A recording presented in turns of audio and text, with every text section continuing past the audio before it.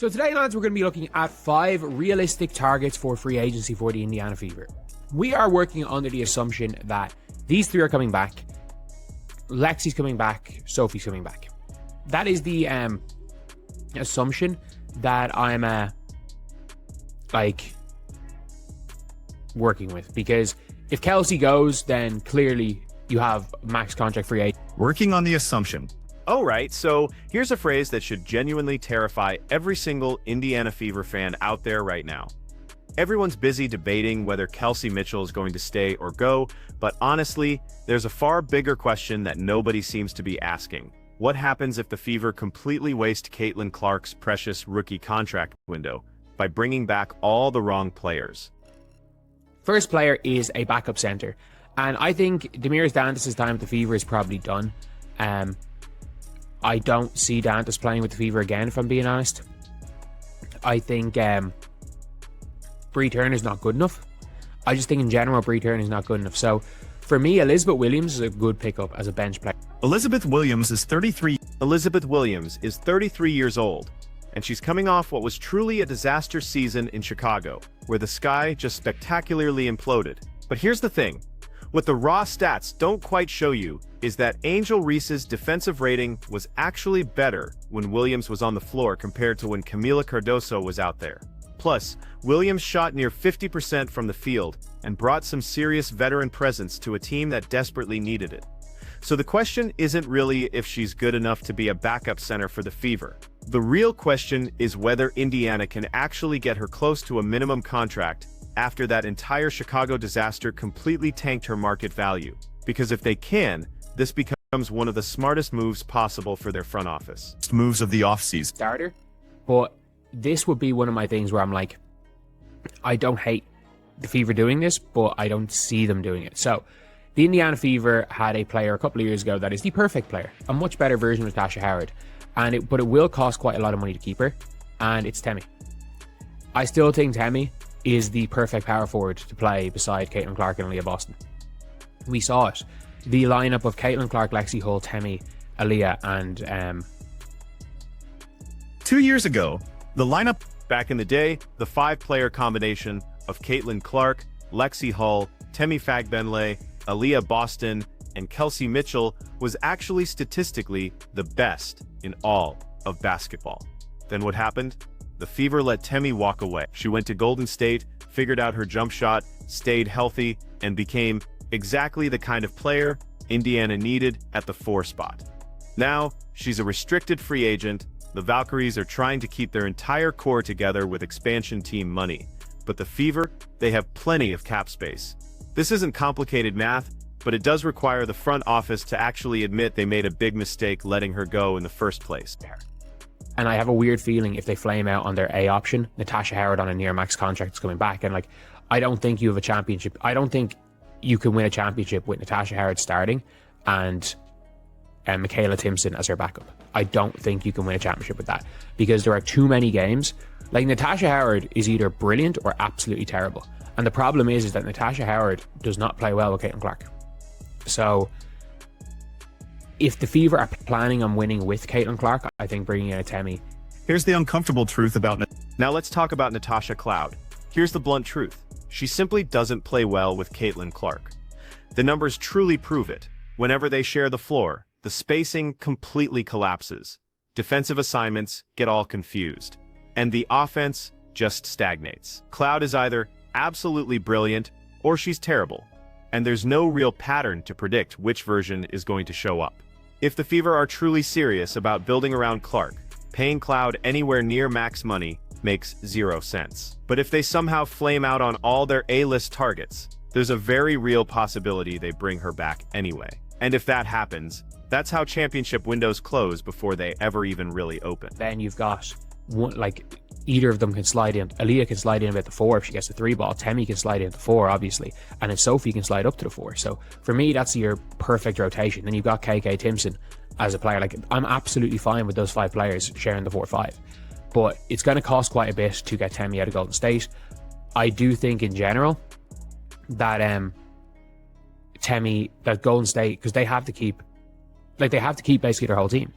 Almost their entire team are free agents. So it's not going to be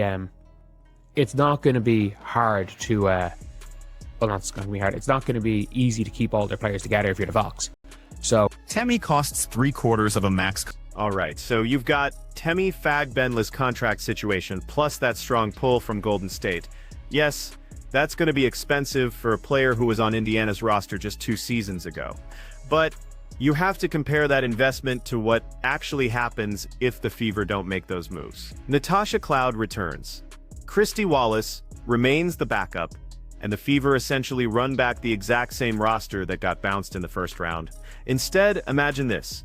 The best 5 rotation in the WNBA would feature Williams, Fagbenle, and Boston rotating at the 4 and 5, with Christy Wallace as an emergency option. That, my friends, is championship-level depth. That's the kind of front-court rotation that can truly compete with the Aces and the Liberty. But it requires spending money now, during Clark's rookie contract window when the Fever have maximum financial flexibility. who had a disaster season for Chicago. An absolute disaster season. But it all depends on whether you believe that this is Beck Allen or whether you believe that the Chicago Sky is a shit show. I think it's the latter. I think Beck Allen as a bench option is unbelievable. Is absolutely unbelievable. I genuinely think that Beck Allen could be a 6th player of the year candidate. She can play the 4, she can play the 3. She shoots the shit out of the ball. And people don't realize that.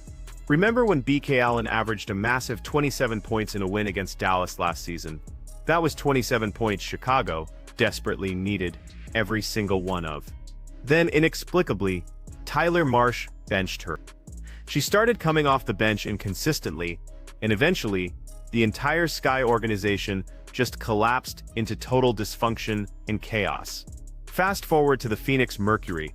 Allen still averaged 7.4 points per game, hitting 36% from 3 and 42% from the field. Those are genuinely solid bench numbers. Before all that, she was a starter on a Connecticut Sun team that nearly made the finals, playing directly under Stephanie White.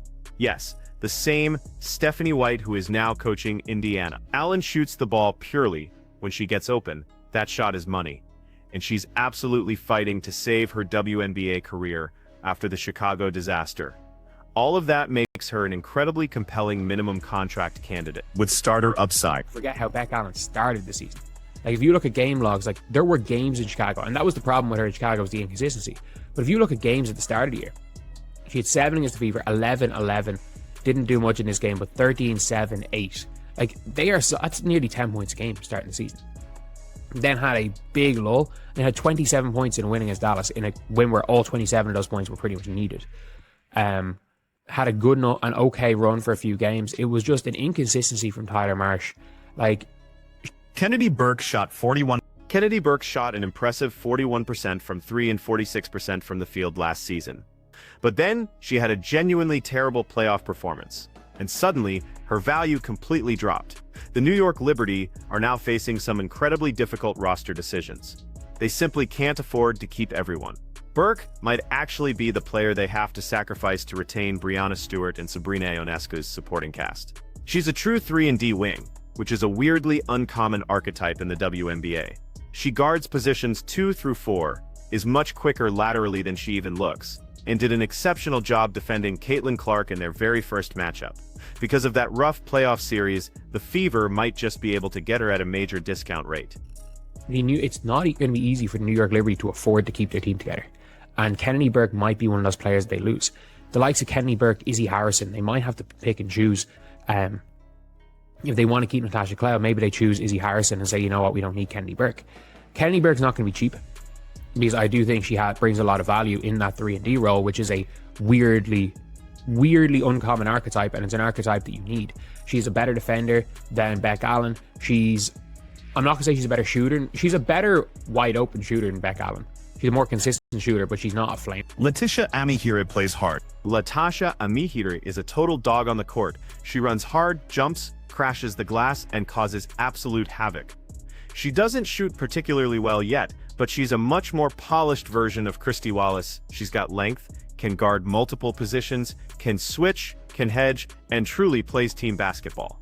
The big question is whether the Valkyries are excited about bringing her back, or if they'll prioritize other pieces. If the Fever can grab her on a cheap contract, she becomes an incredibly valuable utility bench big who can play positions 3 through 5.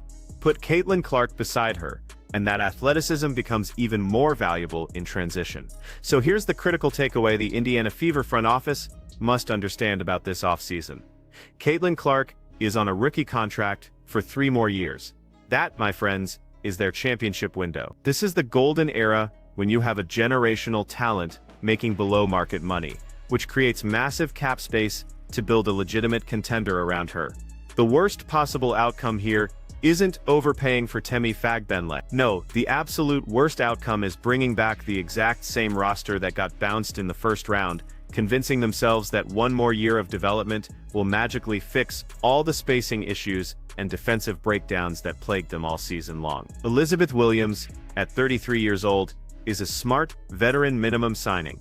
She's a capable backup center who won't embarrass you in spot minutes, shooting near 50%, playing solid defense, and knowing how to contribute without needing plays called for her. After that Chicago disaster, her value is at rock bottom, and that's precisely when smart teams strike. But let's be real, Williams is a role player, she's not the one moving the needle. The real decision is whether the Fever go after Temi Fagbenle hard enough to actually get her. Golden State is in a bind. They're an expansion team trying to keep their entire core together, and they simply can't pay everyone. If Indiana offers Fagbenle 3/4 of a max contract, the Valkyries likely can't match without completely gutting the rest of their roster. Fagbenle has figured out her jump shot, she's stayed healthy, and she's the perfect power forward to play alongside Clark in Boston. The lineup data from 2 years ago proves it. That 5-player combination was the best in basketball, and now Fagbenle is even better than she was then. The Fever let her walk once. They cannot make that mistake twice. Now if they somehow miss on Fagbenle, if Golden State matches or she chooses to stay, then the Fever need to pivot immediately to Kennedy Burke or BK Allen. Both are legitimate rotation players who can contribute right away. Burke is the better defender and more consistent shooter. Allen is the flamethrower who can get nuclear hot but also disappear for stretch. Burke shot 41% from 3 last season on good volume, guards multiple positions, and is a true 3-and-D wing, exactly what Indiana needs beside Clark. Her playoff disaster dropped her value, and the Liberty's cap situation makes her available. This is precisely the kind of opportunity smart front offices exploit. Allen is riskier, yes, but potentially offers a much higher reward. She was a key piece in the trade that sent Jonwell Jones to New York, and a key piece in the trade that sent Alyssa Thomas to Phoenix. Teams valued her, then Chicago happened. But Stephanie White coached her in Connecticut. White knows what Allen can do in a functional system. If White believes she can resurrect Allen's career, and they can get her near the minimum, that's a bet absolutely worth taking. The deeper bench pieces matter too. Latasha Amihiri is a restricted free agent who probably won't cost much. She's raw but athletic and plays with incredible energy. She's the kind of player who can give you quality minutes in specific matchups without needing to be a featured part of the offense. But here's the crucial thing about all of these targets. They're only realistic if the Fever are willing to spend money now, not next year. Not when Clark's rookie contract is almost over. I mean this offseason, when they have maximum cap flexibility and the ability to truly build a championship roster around a generational talent who's making below-market money. The alternative is running it back with Natasha Cloud, hoping the spacing issues magically fix themselves, hoping the defensive breakdowns disappear, and hoping that 1 more year of experience is somehow enough to compete with the Aces and Liberty. That's not a plan, that's just hoping, and hope is not a strategy. Championship windows are always smaller than people think. The Fever have 3 years of Caitlin Clark on a rookie contract, 3 years to build a contender before she commands a max deal, and that cap flexibility vanishes. 3 years before other teams fully figure out how to defend her, before the league fully adjusts, before that window starts closing. So the question for the Indiana Fever front office is simple. Are you serious about winning a championship, or are you serious about running a comfortable, profitable franchise that just makes the playoffs and loses in the first round? Because those are fundamentally different goals. They require different strategies, and they absolutely require different levels of financial commitment. Elizabeth Williams, Temi Fagbenle, Kennedy Burke, BK Allen, Latasha Amihiri. These are 5 realistic targets. 5 players who genuinely make the Fever better. 5 players who perfectly fit beside Caitlin Clark and Aliyah Boston, and crucially, 5 players who are actually available this offseason. The Fever can afford all of them comfortably if they prioritize winning over saving money. The question is whether they will, because in 3 years, when Clark's rookie contract is over, and the championship window has closed, nobody's going to remember that they stayed under the luxury tax. They're only going to remember whether they won. So which version of the Indiana Fever shows up this offseason? The version that's serious about building a championship roster around a generational talent? Or the version that brings back Natasha Cloud, convinces themselves that continuity matters more than fit, and ultimately wastes another year of Caitlin Clark's incredible prime? Let me know in the comments what you think the Fever should do, and if you want more WNBA free agency breakdowns, make sure you hit that subscribe button, because we're covering every major move this entire offseason.